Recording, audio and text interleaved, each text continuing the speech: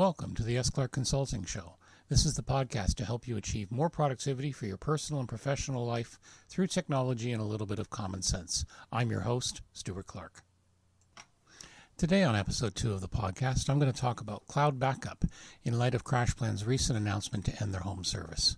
As always, feedback's always welcome about this or any other questions about the podcast. Comments, opinions at feedback@sclarkconsulting.ca.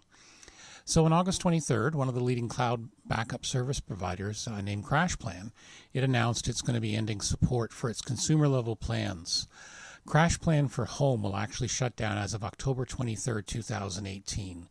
So current CrashPlan for Home users are going to receive an extra 60 days of backup service for free.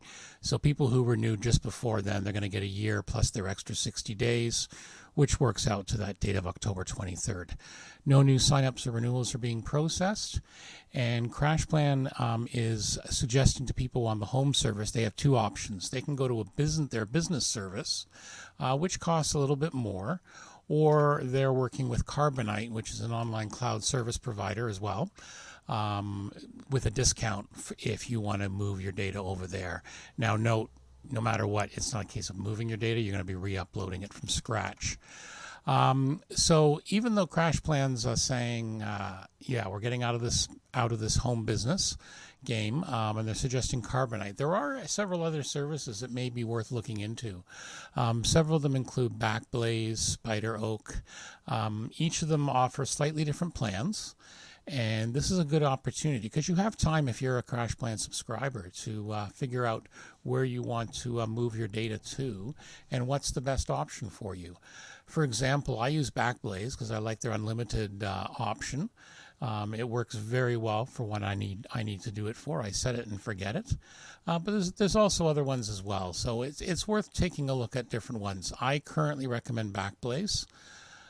And I've recommended that for a while, so they're a good service. And you can also, if you sign up for a Backblaze and start paying, you actually support this podcast by clicking on the affiliate link, which we'll have in the show notes as well. Just a reminder that even though if you're a CrashPlan subscriber, you're going to be losing one of your copies of your data. So this isn't good. So this is where you need to plan about it. And we've talked about the 3-2-1 strategy before of podcasting.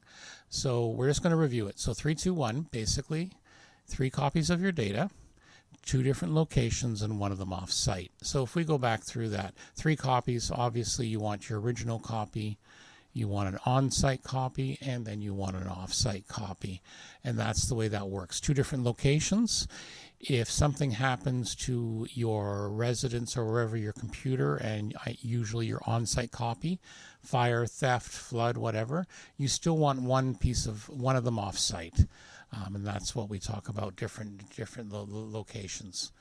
So give that some thought, and again, I'm always available for consulting and questions. One other reminder with this is when you're deciding what online cloud backup provider to use, there are syncing services. Some examples are Dropbox, OneDrive, Google Drive. But their design is file syncing, not backup. I've gone into details in a previous blog post about that, and basically they may look similar at first. The problem is with file syncing, that's what it does. It syncs. So if I have a file on my PC, I have the same file synced on my Mac and also in the cloud. Well, if I delete that file, or I get malware, or it's encrypted via some of the new virus malware out there, it's immediately going to sync across the board, or as soon as the device reconnects. With a backup service, you have versioning, so it'll keep old copies. So for example, Backblaze will keep your file history for 30 days, as long as you reconnect within that 30-day time. And that can be handy if you get this sort of malware viruses that have been hitting. This is where online backup can be really good, because if you're hit by one of these viruses, your on-site backup, if it's always connected, usually is going to be compromised as well. But by using Backblaze or Carbonite or one of these online services that have the file history, you can go back in time to before the file was affected.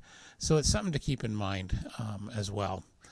All right, so this is just a brief little summary. I just wanted to get this out there just to remind people of the importance that if you are a CrashPlan subscriber, you're going to have to look at moving your data. So, and again, if you need some help with that or any other backup or disaster recovery consulting, feel free to give me a call, 519-933-8493, or stewart@sclarkconsulting.com. Thank you for taking the time out of your day to listen to this episode of the podcast. Don't forget to subscribe via iTunes or Google Play. If you have any comments, feedback, suggestions, please email me at feedback@sclarkconsulting.com. And have a great day. Thank you, and be well.